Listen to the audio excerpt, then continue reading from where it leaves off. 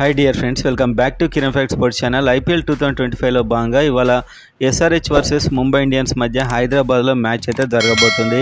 SRH home గ్రౌండ్లో ఈ match అయితే జరుగుతుంది. రివెంజ్ వీక్లో భాగంగా ముంబై ఇండియన్స్ మీద ముంబైలో ఓడిపోయారు. ఇప్పుడు హైదరాబాద్లో అయితే మళ్ళీ ఎస్ఆర్హెచ్ ట్రై చేస్తుంది.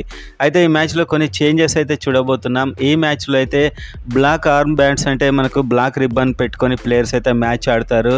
అండ్ అదేవిధంగా 1 minute సైలెన్స్ మనకు మ్యాచ్కు ముందైతే పాటిస్తారు. అండ్ అదేవిధంగా నో చీర్ లీడర్స్ అంటే 4 కొట్టగానే మనకు అక్కడ సెలబ్రేషన్స్ అండ్ ఫైర్ వర్క్స్ కూడా ఇవాళ అస్సలు కనబడవు.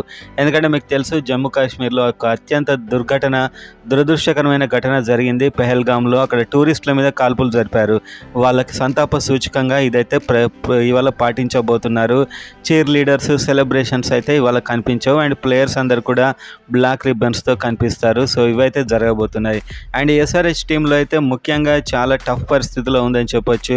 ఇవాళ ఇషాన్ కిషన్కి మహమ్మద్ షమీకి కూడా చాలా ఇంపార్టెంట్ మ్యాచ్ కాబోతుంది. వరుసగా ఫీల్ అవుతున్నారు. ఈ మ్యాచ్లో వీళ్ళు రాణించకుంటే మాత్రం తర్వాత వచ్చే 6 మ్యాచ్ల్లో ప్లేస్ ఇంకా కష్టమే దాదాపు.